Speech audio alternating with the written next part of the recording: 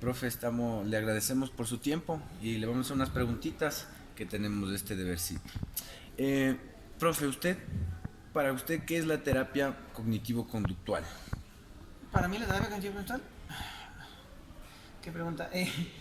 O sea, verás, no estoy muy seguro si para mí sea algo más que qué es la terapia. O sea, más de eso. O sea, la terapia cognitivo-conductual, primero, justo para ir aclarando lo que tú dices, no creo que tenemos una versión cada uno, sino que más bien es una terapia usualmente bien formulada, bien regimentada, súper basada en evidencia y por lo tanto no es típicamente algo personal, si se entiende. No es que yo tengo una versión, otra persona tiene otra versión.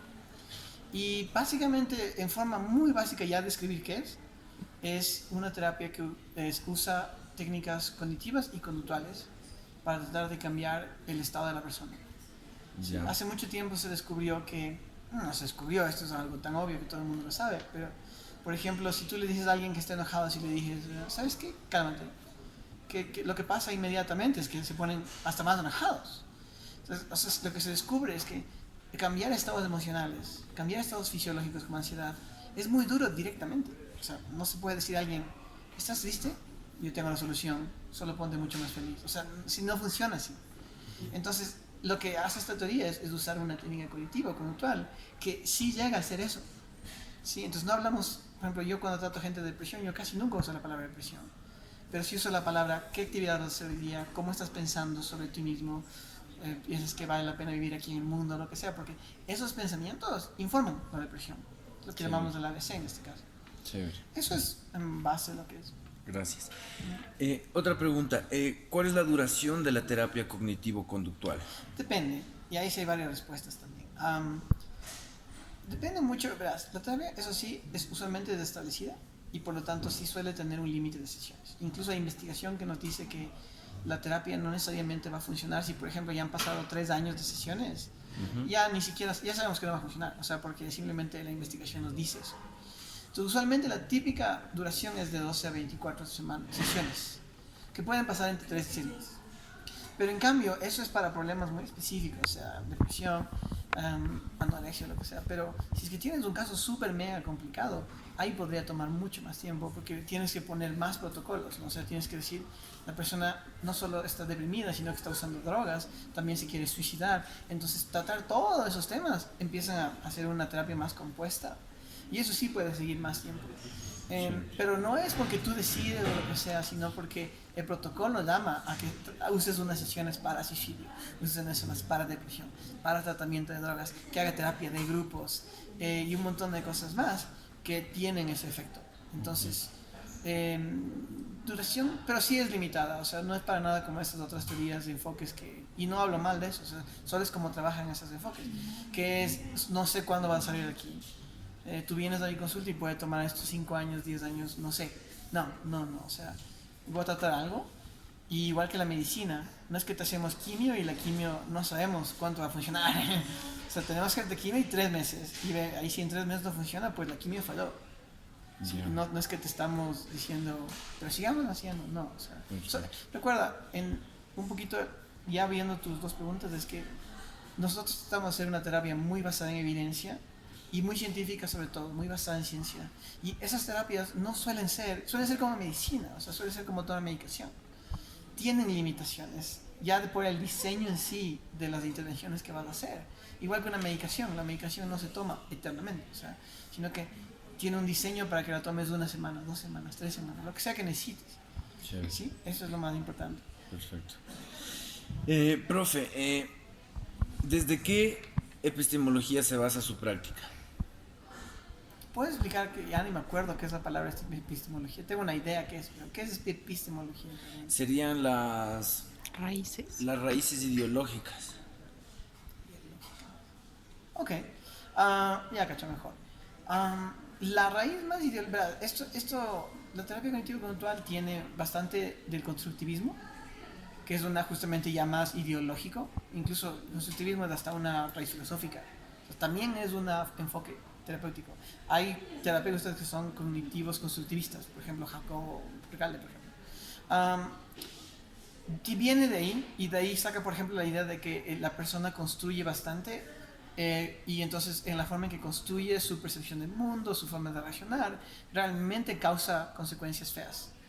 Y eso es importante. Entonces tú tienes que ir a ver cómo construye la persona, ¿no? Por eso es constructivismo, porque importa la idea de, no, ¿cómo ves tú tu depresión? Es que yo pienso que no valgo nada, yo soy un desgraciado. Ah, entonces, o sea, tú construiste la idea de que no vales absolutamente nada. Como tú sabes eso, no vas a sentirte bien. Nadie que tiene un mal concepto de sí mismo se va a sentir súper, va a decir, yo soy una mala persona. ¡Uf! ¡Qué increíble! No, o sea, no va a pasar así. Si yo pensara eso de mí, yo también me deprimiría. Entonces, si ves como el constructivismo importa, ¿no? También viene bastante del condicionamiento también.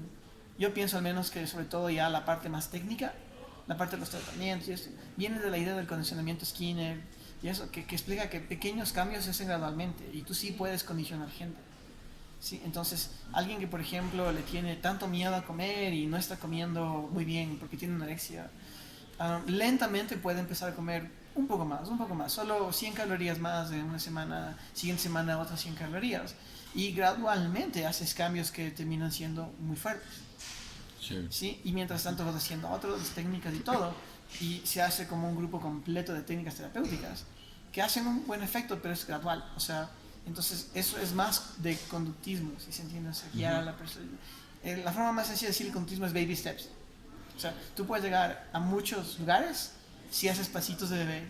Y ningún pasito de bebé es dramático, pero un pasito te lleva, te vas llevando. Es como ver un bebé, ¿no? que justamente camina. Chévere. ¿Cuáles son las fases de la terapia cognitivo-conductual? Fases. Ok. Sí hay una respuesta a esto.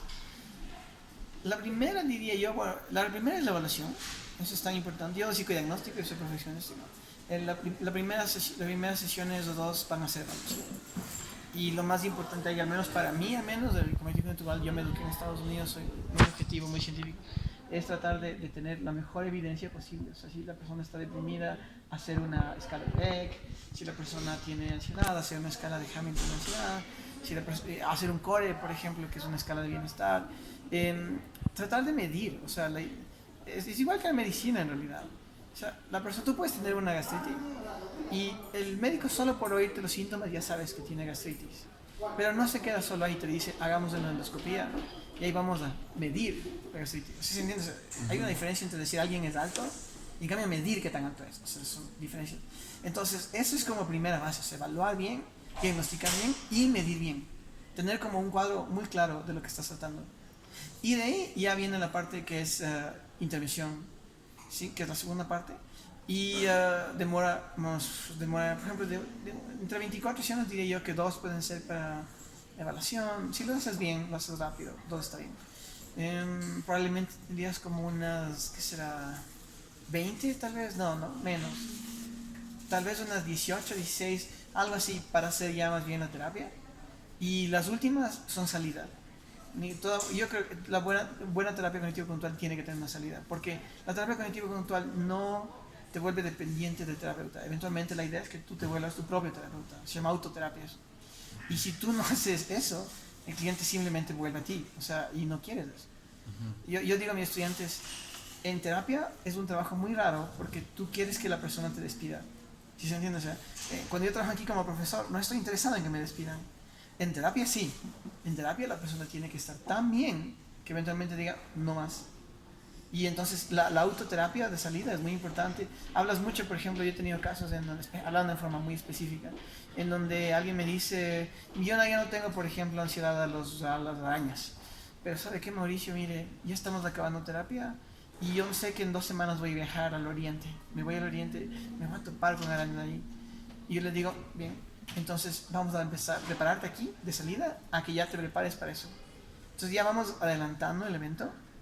Y ya, pero no tiene que volver a mí después de que se fue al oriente. O sea, la idea es que ya hagas autoterapia y que siga.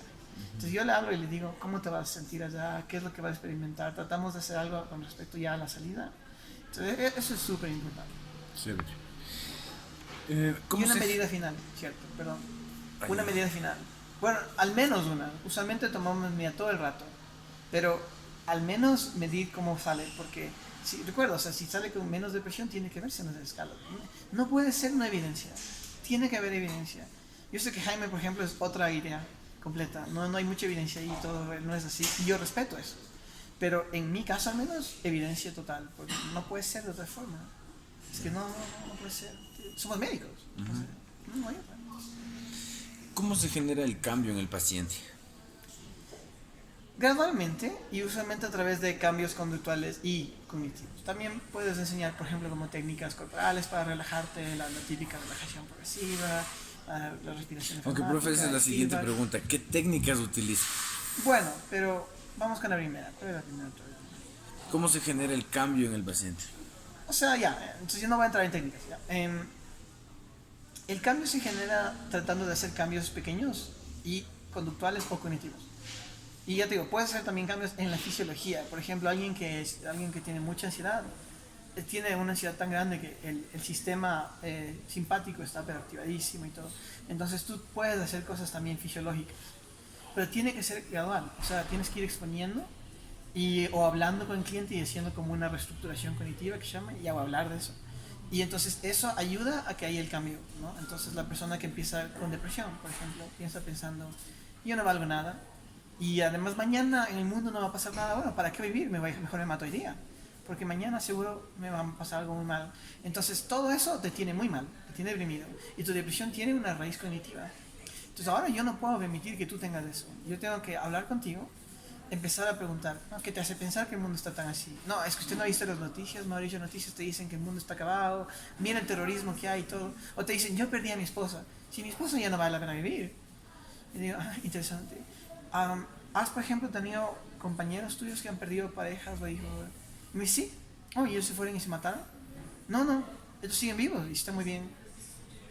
A ver, pero no entiendo nada. Si tú me acabas de decir que sin una esposa no vale la pena vivir, esos manes deberían estar ahorita muertos. ¿Qué está pasando acá? Me dice que ellos no piensan como yo. Ellos lo que están pensando es, bueno, perdí mi esposa y está muy triste, pero eso no significa que voy a dejarme morir, ¿ok? Y no significa que no voy a estar triste. Entonces, ¿qué aprendes de eso? Que ellos piensan muy distinto a mí. No aprendes. O sea, como tú piensas, importa para que lo que tú te sientes.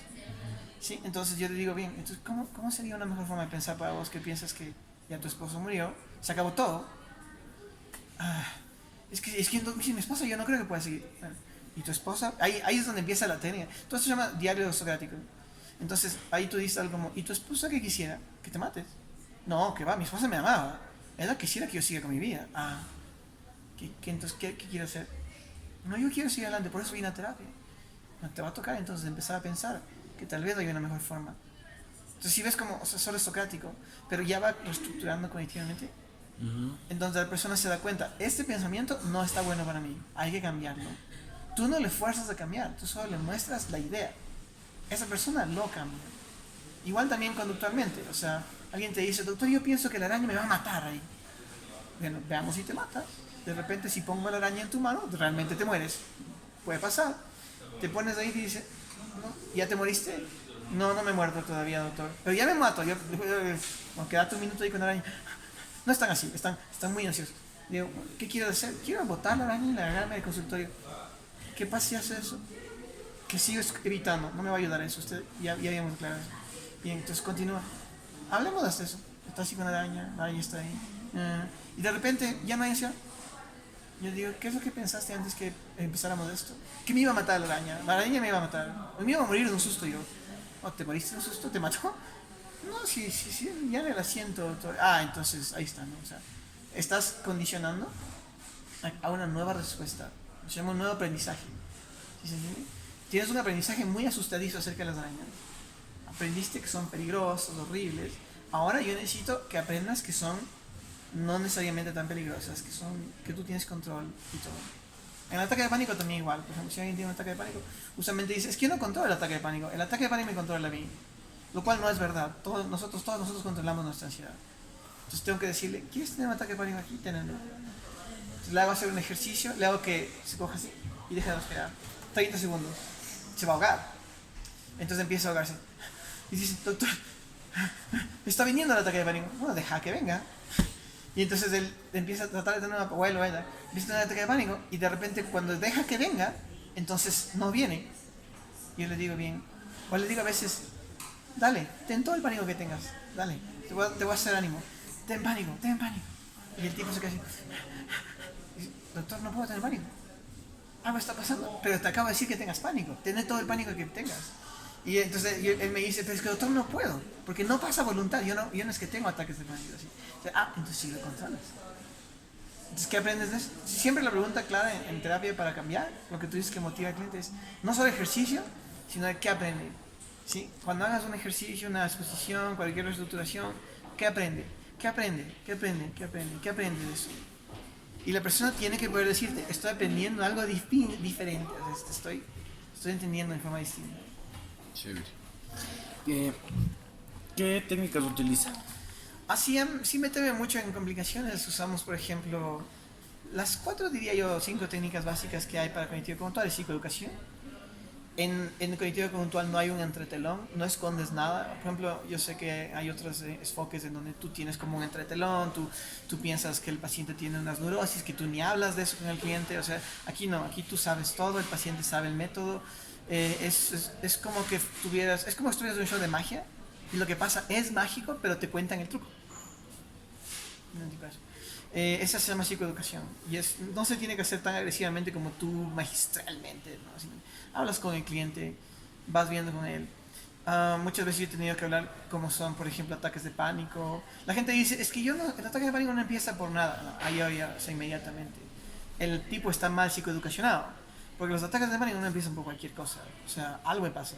Entonces vamos a revisar otra vez, por favor, cierra los ojos, recuerda dónde está. Estoy en el cine, doctor. ¿Qué está pasando? Ve a mi alrededor y ya empiezo a sentir, sentí mi corazón, entonces esto. Entonces, por lo que sientes que late, entonces tú ya dices, aquí está el ataque. Pero solo a veces nuestro corazón late fuerte, ¿sabes? Entonces, ese fue el disparador. Ya estás psicoeducacionando, porque ahora ya estás entendiendo que hay disparadores, que es algo que tú no sabías antes. Entonces, es psicoeducación. Segundo, la exposición gradual, que ya he contado. Entonces, ya pueden sacar la respuesta ahí, ¿no? O sea, ir exponiendo gradualmente. Reestructuración. A veces usamos técnicas también de relajación, por ejemplo, pero eso es algo que yo solía hacer mucho, pero ya cuando haces buena terapia cognitivo-conductual no deberían muchos, o sea, muy poquito. Pero, por ejemplo, si la persona está no dispuesta a exponerse, si tiene TOC, por ejemplo, y dice, yo no puedo mantenerme sucio por un minuto porque me tengo que ir a lavar las manos, y tú dices, el truco es justamente no te laves las manos por un minuto. Y dice, doctor, me va a dar una ansiedad, pero patatús, me muero. Okay. Entonces, respira profundo. Y eso es fisiológico. En relajación es el opuesto a la ansiedad. Si tú logras que se relaje, la ansiedad tiene que necesariamente desaparecer. O sea, no pueden existir los dos. Entonces, lograr que se relaje y se queda un minuto ahí. Y después de eso, déjale que ya no haga eso. ¿Sí? Porque es una cosa bien fea que siga usando esa técnica. Hay gente que he visto que está expuesto a un perro, por ejemplo, y le tiene miedo a un perro. Y le ves aquí. Y tú le ves. Está evitando. Está usando la relajación para evitar la exposición. ¿Sí se entiende? Entonces no está bueno eso. Entonces, yo he tenido gente que ha venido de otros terapeutas que creen que hacen cognitivo conductual solo exponiendo y solo enseñando a relajar. No funciona nada porque no estás cambiando la forma en que le percibes, ¿no? Entonces, el perro sigue siendo una amenaza, un peligro. Los perros no necesariamente son amenazas y peligros, son muchas veces muy bonitos, muy lindos. ¿Se entiende? Sí. ¿Cómo sabe cuándo terminar una terapia? Cuando ves el cambio en las escalas es lo más importante, y sobre todo cuando también el paciente ya no tiene demanda. O sea, cuando te dice, yo siento que estoy mejorando, es lo mismo que te dije, trabajamos para que nos despidan. Eventualmente el paciente te va a decir, doctor, lo quiero despedir. No te va a decir eso, pero te va a decir, de alguna forma te va a decir, doctor, lo quiero despedir, ya no más. Y ahí tú empiezas, bien, chévere. Revisemos cómo estás en la escala, está bajísimo la ansiedad, está bajísima la depresión, el core está súper alto, parece que estás mejorando incluso en bienestar psicológico. Todo bien, entonces vamos hablando y ahí hablas de salir. Yo diría que es como 90% paciente la salida y decidir salir y 10% terapeuta. ¿Sí? ¿Por qué? Porque el terapeuta solo dice, ok, revisemos cómo andas y te voy a dar mi opinión acerca de si está bueno cerrar la sesión, cerrar el terapia. ¿Sí? Pero no es que dices, no, es que te tenés que quedar acá, ni los médicos hacen eso, ¿no? Incluso si te ves muriendo, el médico no te va a decir, pero es que doctor, yo no me quiero operar de esto, pero si no te opero, con la bala te vas a morir. Pero yo no quiero que me opere, bueno, entonces morite, o sea, no me importa en ese sentido, ¿sí entiendes? Porque tú no puedes tomar decisiones de salida por los pacientes. Ya. Perfecto. ¿Integra alguna otra corriente o rama al momento de ejercer su trabajo? Otra vez. ¿Integra alguna otra corriente o rama al momento de ejercer su trabajo? Todas, un montón. Es que ahí, uy, Dios mío, ahí sí no hay como, es que esa respuesta es todo. Es que no, pues nosotros trabajamos con psiquiatras, con nutricionistas, con médicos, con psicopedagogos, con neurólogos, con neuropsicólogos, con social workers, que no estoy muy seguro cómo es en español, trabajadores sociales, con jefes de programas, solo, por ejemplo, programas a veces que están haciendo para drogas o lo que sea. Trabajamos con la policía, con los jueces. Es muy raro trabajar con la policía, con los jueces, pero se puede. Y, o sea, no se trabaja con todo el mundo. Realmente no hay fin para eso. No, es que se trabaja con todo el mundo. Usualmente, yo creo que voy entendiendo tu pregunta y la idea es que es bien usual trabajar en términos multidisciplinarios. Esa es la forma de ponerlo. En un grupo de trabajo multidisciplinario, en donde tú sí que haces cosas, pero también no sabes, no lo eres todo. No eres el dios de la terapia o el dios de mejoramiento de la persona. Entonces sí te apoyas.